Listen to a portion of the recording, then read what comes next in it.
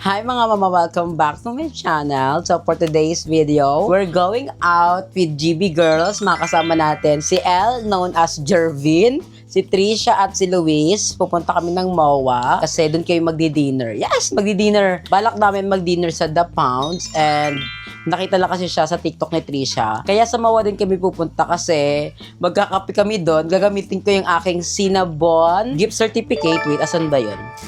Asan yung aking, ayan, andito siya. Ito siya mga mama, gagamitin natin siya. Thank you again, Cinnabon, sa gift certificate.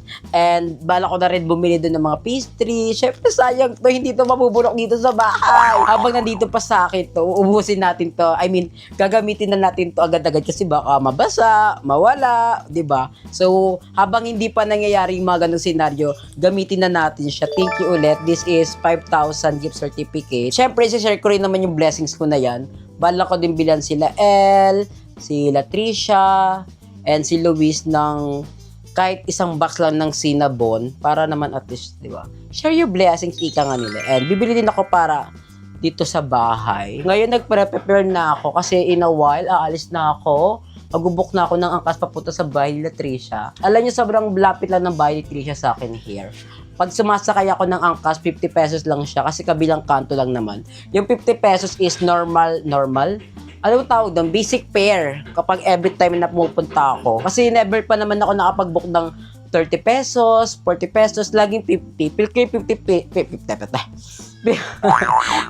Ba't kasi nagmamadali magsalita? Nagagalgal ako. Yung 50 pesos kasi feel ko yun yung basic fare. Every time na magbubook ka ng angkas, joyride. Move It kasi masyadong pricey. Parang sa Move It ato, 64 pesos yung basic fee. Pero okay na yung 50 pesos kasi malapit na rin naman and hindi na ako kailangan sumakay parang tricycle, ganyan. So, ayun. Excited na ako kumain sa The Pound kasi never pa ako nakakain doon. Nakikita ko lang siya every time na pupunta ko ng MOA.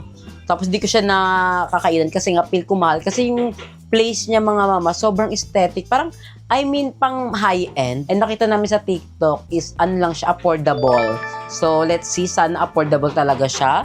And sana madami din yung serving. Kasi sa TikTok, madami yung serving. Pero di ba, minsan wag tayo naniniwala sa mga nakikita natin sa social media. Kasi, minsan, kalokohan yan. Di ba? Let's hope na sana maging worth it yung pagpunta namin ng MOA. Kasi ang tagal ko nang di nakakapunta ng MOA. Parang more than a year na. Hindi ko na alam itsura ng MOA ngayon. Ay, actually, kakagaling ko lang pala nakaraan doon. Yung pumunta ako doon, kinuha ko yung Cinnabon. Yun lang, pero di ba sa gumala doon? After ko kunin yung Cinnabon, umuwi na ako. Ganun, ikang isa. Pero ngayon kasi, gagala kami sa MOA.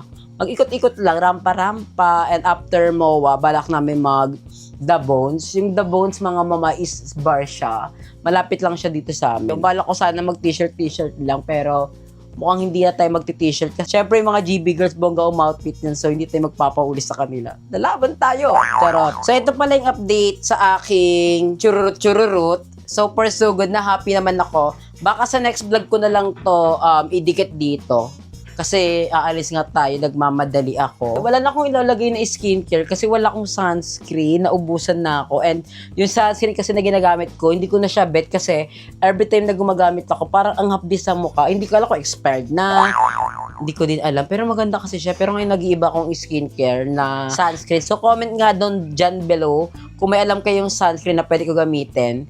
Naisip ko yung Sola. Maganda ba yung Sola as a sunscreen or hindi? Kasi parang nakita ko, parang siyang primer or foundation. Ayun yung pagkakaalam ko. Eh, hindi kasi ako pwede sa foundation mga mama kasi every time na nagpa-foundation ako, lagi ako nagkakaroon ng tigyawat. After an hour, Diyos ko po, may tigyawat na ko. Parang may nana na namomo. Hindi ako pwede sa mga ganun-ganun. Kaya bawal ako sa mga foundation. Or feel ko talaga, kailangan ko lang mag-explore sa mga foundation na hindi ako titigyawatin. Tsaka ano kasi ako acidic. So every time na gumagamit ako ng foundation, nangingitim yung mukha ko. Ganun yung eksena. Kaya hindi ko rin talaga alam kung anong foundation yung gagamitin ko. Ang pagkakaalam ko is mag-a-add up ka. Yung parang dalagdagan mo yung kulay. Mas maliwanag.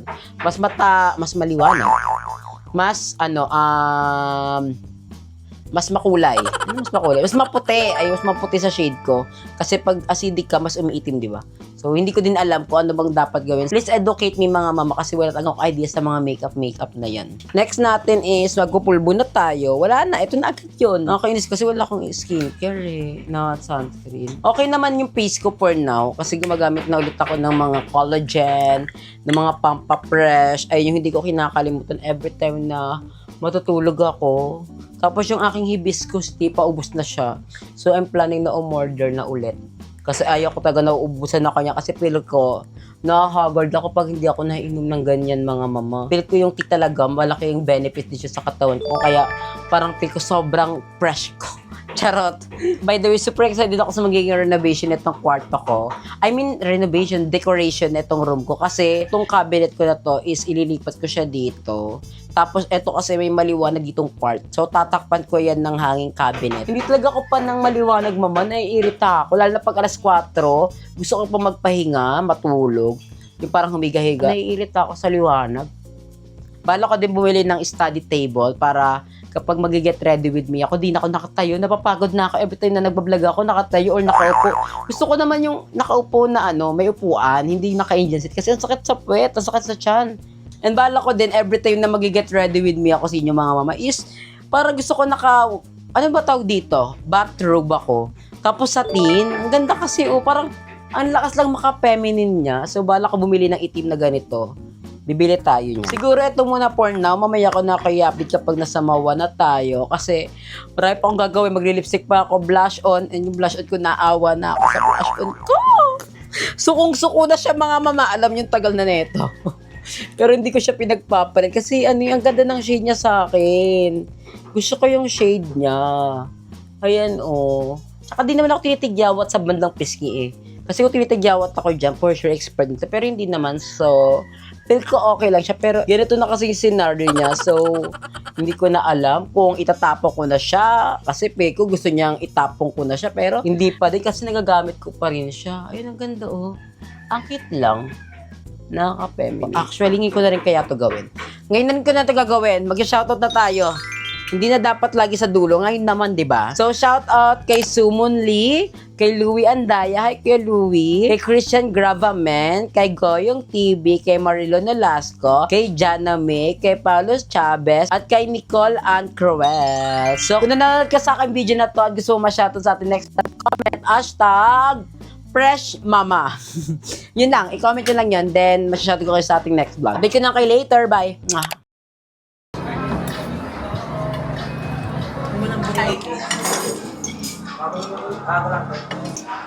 Hindi mo sabi.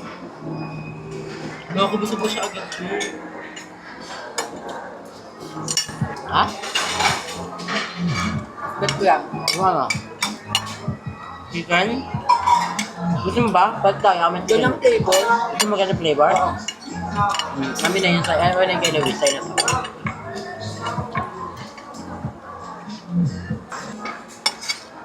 Sarap? Ngayon ko lang na-trip yung sarili ko ng ganito. Bakit hindi mo kumakain? Ano pa kinakain mo lagi? Busy kasi girl. Busy kay Joes? Magagans ka na siya eh. Ang sarap dahil. New spot ko to.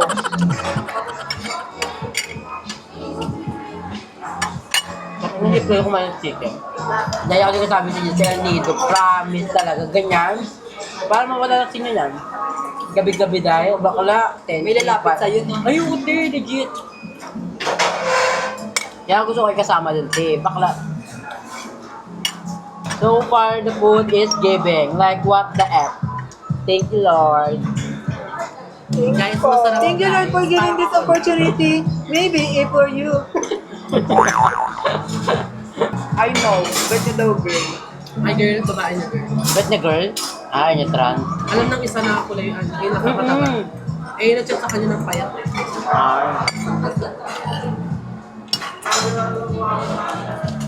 Okay, pick ko hindi siya hindi siya yun.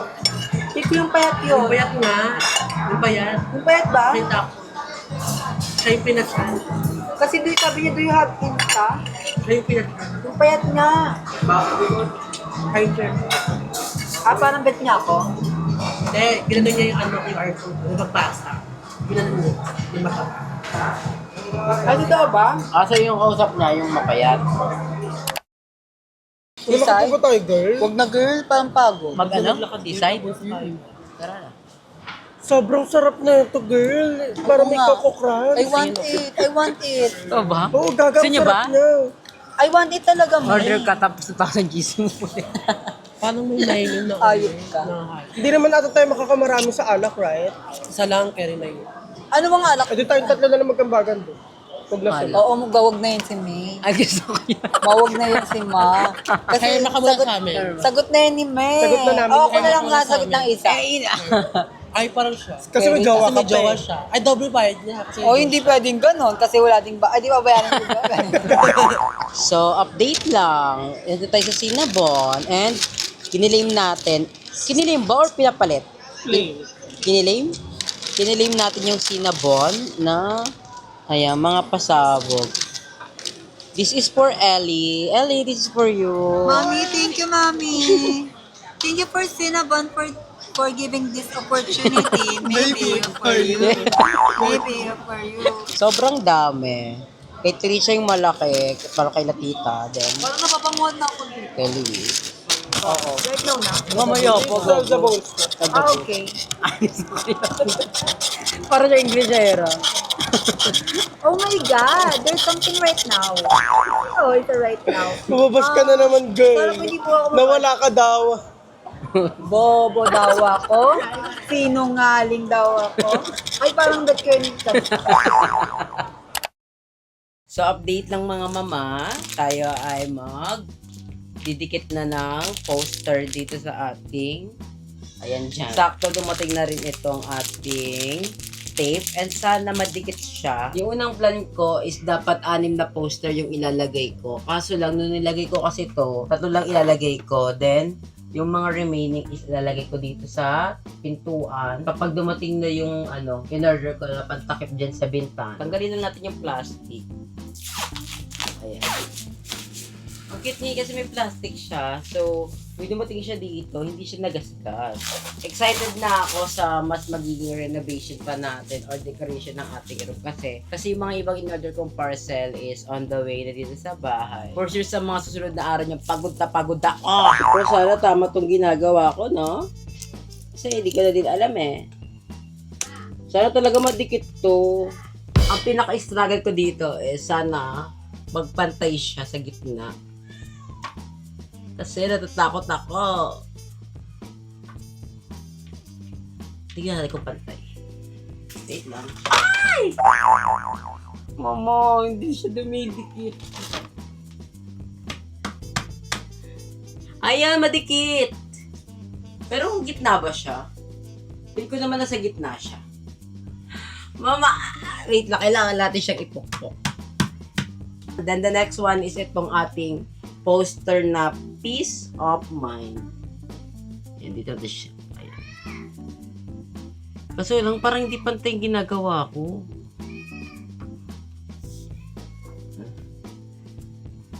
Parang hindi siya pantay. Pwede ko ito, hindi to pantay eh. Wala siya sa gitna masyado. Ayan, pwede pa naman siya iusog eh. Tapos pukpukin lang natin. And hindi kasi siya pantay yung surface. So, Diyos ko po, struggle is real. Sana na pagka-uwi ko, nung nakadikit pa siya dito. Kasi feel ko para pagka-uwi ko, wala na to eh. Ayun, hindi kasi pantay yung surface. So, nakakaloka siya. Okay. Oh! Lais ro, natatanggal siya. Wait lang, kung dito yan, ito dapat yung side na okay. Pero kung maganda itong group ko pag natapos itong mga gusto kong gawin dito eh. Ewan ko ba lately, hindi ko naman gusto yung mag-renovate pero dahil nailit kasi ako sa kaibigan ko. Nakigaya tayo. Ayan, lagay lang natin. Pantay na ba siya? Wait lang. More fine. Ayan! Carry mo siya! Ang ganda!